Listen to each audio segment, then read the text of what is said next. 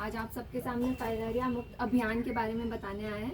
Filariasis को elephantiasis या फिर हाथी पाँव के नाम से भी जानते हैं। ये संक्रमित मच्छरों के काटने से फैलता है और जिसको देख ये अपंग बना देता है। ठीक है, तो फिर इसके बचाव के लिए 10 फरवरी 2025 से मुफ्त दवाइयाँ देने का प्रावधान शुरू किया गया है, जिसको सर्वजन दवा सेवन या फिर MDA राउंड के नाम से जाना जा रहा है। और आइए उसके बारे में और जानते हैं। तो अब जानते हैं कि हाथी पाँव के लक्षण क्या है। हाथी पाँव एक संक्रमित मच्छर के काटने के कारण होता है, जो लिम्फ नोड और लिम्फ वाहिकाओं को प्रभावित करता है, जिसके कारण पूरे शरीर में सूजन हो जाता है। सूजन होगा, पानी भरेगा, और ये जो सूजन है वो अधिकतर कहाँ देखा जाता है, तो पाँव में, हाथ में, स्तन में, अंडकोश में। और सूजन के साथ साथ आपको त्वचा में भी कुछ लक्षण दिखेंगे, जैसे कि त्वचा का सामान्य से अधिक मोटा हो जाना, सूखा त्वचा, त्वचा में छाले आना, त्वचा का रंग सामान्य से अधिक हो जाना। और फिर आपको दिखेगा कि बुखार आ रहा है, बुखार आ सकता है, बदन में खुजली, कमर में दर्द, ये सब लक्षण आपको दिख सकते हैं।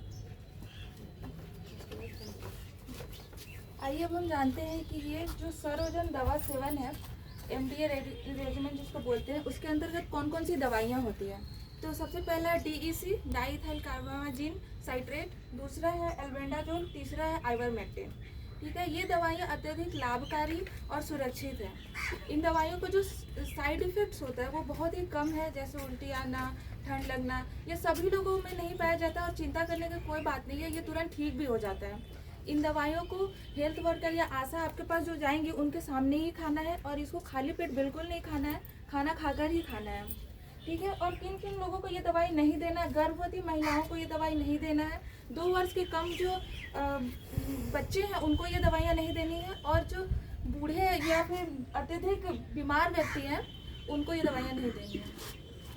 और जैसे कि मेरे सहपाठी अभी आप लोगों को बताया कि ये दवाई का संक्रमण मच्छर से होता है, तो आपको अपने घर के आसपास कूड़ा जमा होने से रोकना है, जिससे मच्छर का संक्रमण कम हो और मच्छर आपको ना काटे।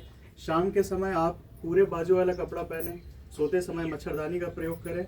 इसके अलावा घर में मच्छर भगाने वाले दवाइयों का भी यूज़ करें, जिससे मच्छर नहीं काटेगा तो ये बीमारी होने का चांसेस कम हो जाता है। इसके अलावा यदि आपके स्तन या उसके अगल बगल में बदलाव या फिर दर्द महसूस होता है तो आप डॉक्टर से मिलें।